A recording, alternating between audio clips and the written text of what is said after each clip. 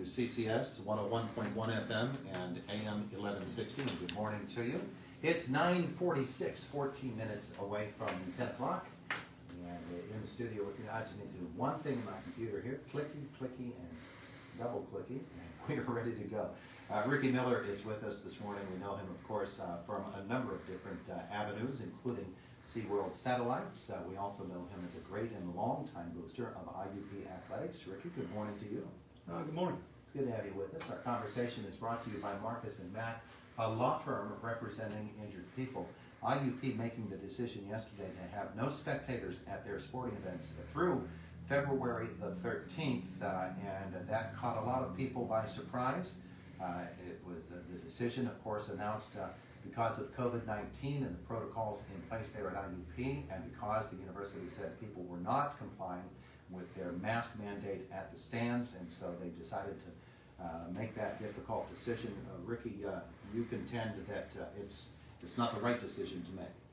Well, I think it's not just me. I think the basketball players themselves, the coaches, the staff, and the fans. Obviously, the fans have been very supportive of the basketball program, the football program also.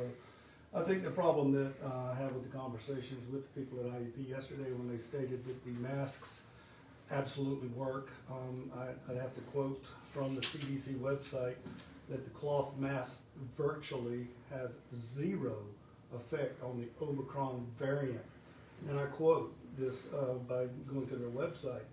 And one of the reasons that you know that they're really telling the truth, and that I got to believe them, is because our government has purchased 400 million N95 masks to be distributed around the country in the next couple of weeks, or how quickly they get them. And the only reason they're doing that because those masks actually do probably have some strength and power. Right now, I don't think that there's an argument that the cloth masks that 95 to 98% of the people in the country today are wearing, when they tell you there's zero effect on the Omicron variant, I think you got to believe them. You heard Mark Burdick's interview with Michelle Freiland earlier this morning on this topic. Michelle representing IUP and explained the position and what went into making the decision. Is what you just said, is that your main objection to the way the university phrased it?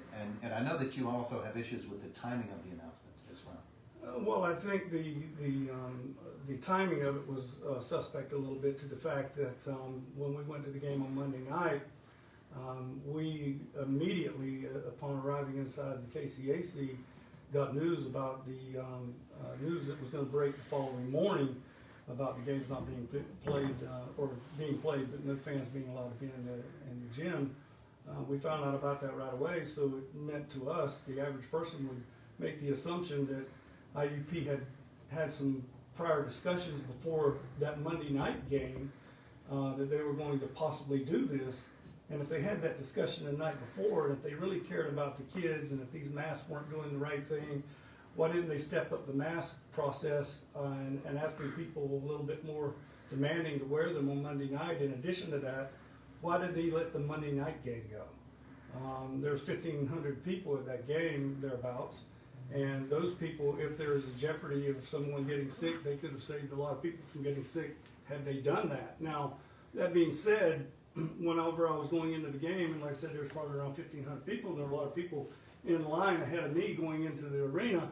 I didn't see not one person get drug in there kicking and screaming and being made to go into that gym. These are adults, and I think we have the right to make decisions for ourselves, in addition to the fact that the college is a state-run college and it's being run by our tax dollars.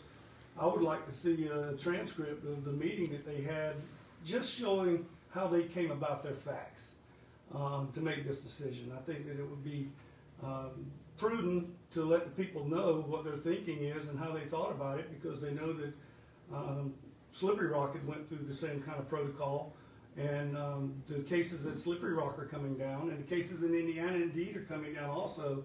And to make this decision on the way down and not before the prior game, it just doesn't make a whole lot of sense to us. The point made by Michelle Freiland this morning, actually the interview was recorded yesterday with Mark Burdick, had to do with the exposure that people who might have Omicron or have the variant or have COVID in some form or another are putting at risk the staff and the employees and even the team members at IUP.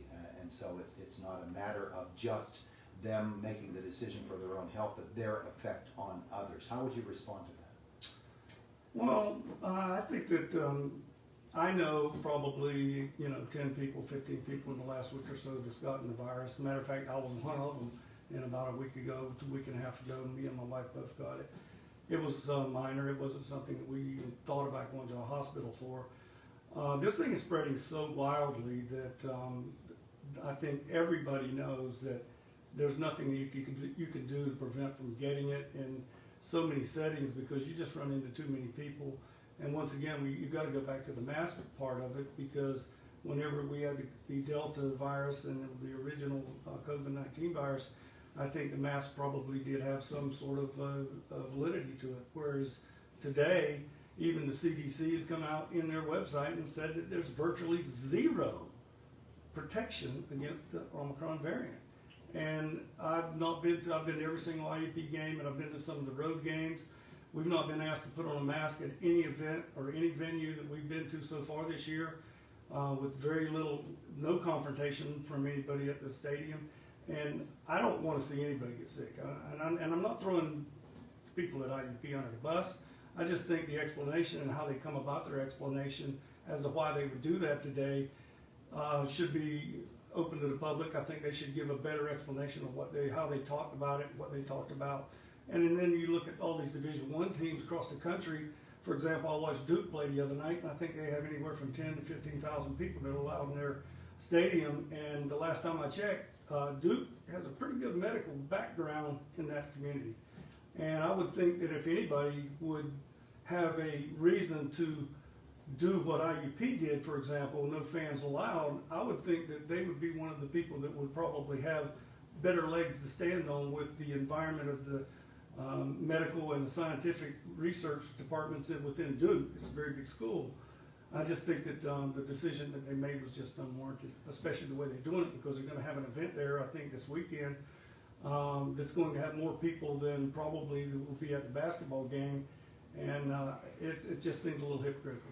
Ricky Miller is our guest this morning on Indiana in the Morning. What to you would have been a better approach for IUP to take? Well, personally, I would have thought they would have came in and said, if you decide that you don't feel comfortable coming into the IUP facility to watch the basketball game at a KCAC, then I think that, if you're a season ticket holder, you should come in and get a refund for your ticket and feel comfortable about it, whether you come in or not. And if you feel like you do want to come to the game, whether you wear a mask or whether you don't, we're going to ask you to wear a mask to come into the basketball game. Now, keep in mind, we got a 4,000 seat stadium, and we've only got 11 to 1,500 people coming to the game, so you've got plenty of room to spread them out in there. And if you required them to wear a mask, I don't think you would have had any kind of problem, or certainly not at the level that we're having a problem with this throughout the community right now.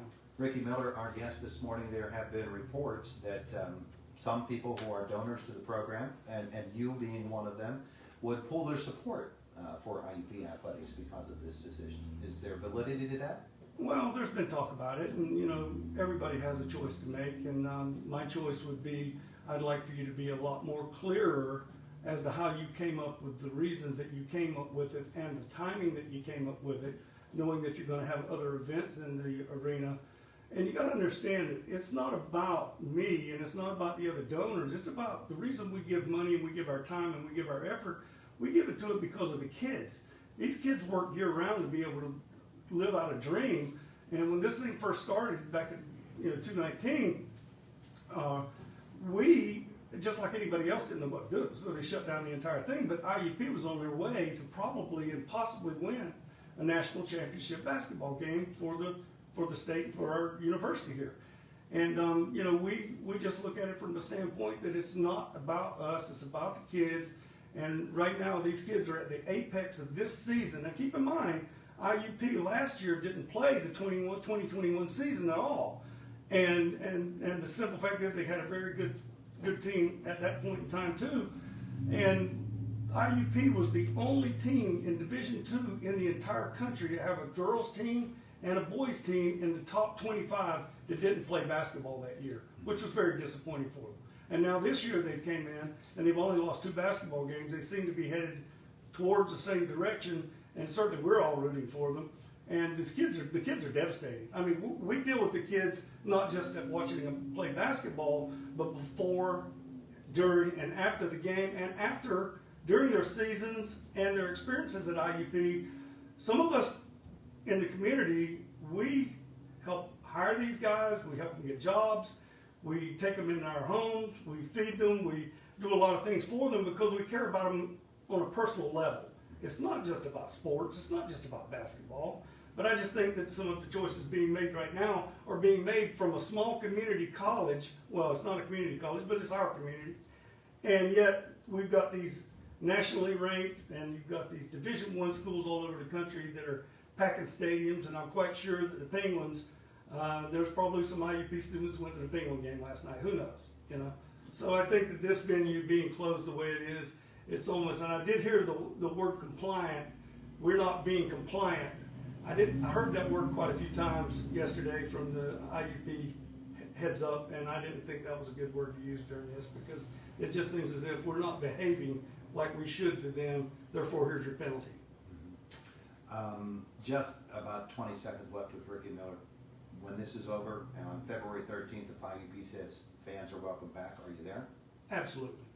I mean, there's nothing personal, and I'm not here to throw anybody at IUP under the bus.